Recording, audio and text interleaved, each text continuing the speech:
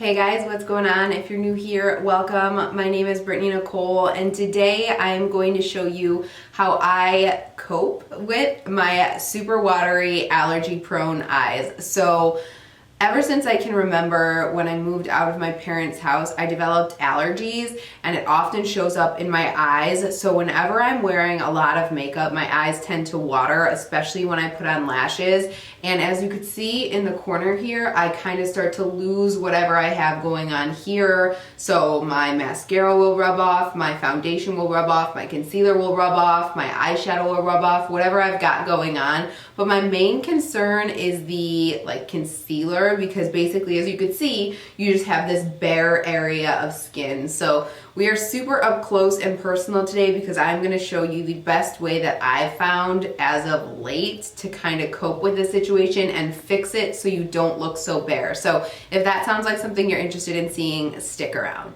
All right, so I'm as close as I could possibly get here with how my camera lens works. So I hope this is close enough so you guys can see I'm just missing some concealer and foundation in this area here, right about here. So I'm gonna turn myself this way so you guys can kind of see what I do. This is gonna be a quick video because this is very simple. So the best thing I found, and this is probably gonna be too light for me right now, I do need to get a darker shade, but if you guys know Catrice Cosmetics, they need to work on their shade range terribly. But I found this Catrice HD Liquid Coverage Precision Concealer. So it looks like this, and it kind of looks like, when I take it out, like an eyeliner, but it is a concealer. So you basically just kind of dab it on like this. So this is what I take with me when I leave the house. So if my eyes start watering, I can kind of touch up really quick along with a powder to set it. So basically, I try to use as little concealer as possible because I don't want to go overboard and then cake up any of the other areas that are already set. So I'll just take a little bit of my concealer only where I need to. So basically right here, I'll put just a little dot there. That's plenty. And because I'm using this concealer, I don't have to bring a brush along if I needed to. Usually I'll keep this kind of in my to-go bag just in case. I'll bring a little concealer brush like this if I needed to, but I usually just take the sponge that I use for that day, and I'll just kind of let it sit for a second to kind of dry down a little bit so it doesn't go everywhere. The longer you let it sit, the more it's going to dry down, so you also don't want it to dry down too much. You'll kind of get used to it as you try. And then I'm just going to take my sponge, and hopefully you guys will be able to see this, and kind of blend it out. So you see how it's not super liquidy anymore. I'll just kind of blend it out over the areas that are missing. I'm sorry, as I do this, you guys are gonna not see too much because I obviously have a giant sponge in the way, but I just kind of tap right on top of that concealer so I cover up most of the area. And like I said, I mean, that looks 10 times better, as you guys can see. As I said, I need a darker color of this. I just have this color right now, which is my less tan color, but that looks so much better. Now I don't have a bald spot.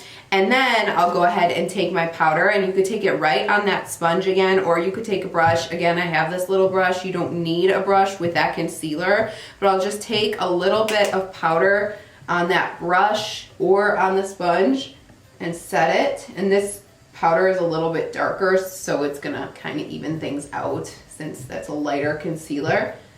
And that is it. And then I'm good to go, and I don't have that little bald spot. Again, take your sponge if that's what you had, but basically all I take in my to-go is my Catrice concealer. There's probably other brands that have this. This is just the one that I found, and it's affordable. I think it's $4.99.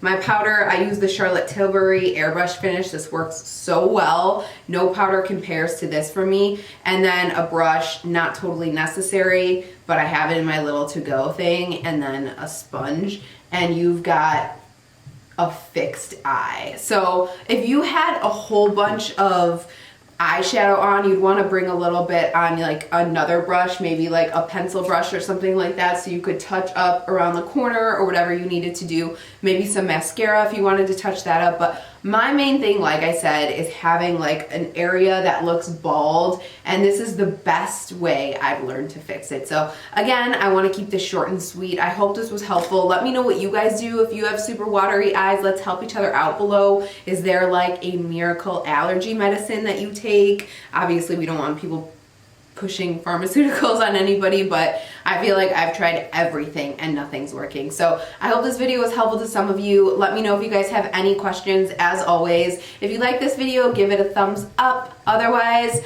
I hope to see you in the next one. Thanks so much for watching. Bye-bye.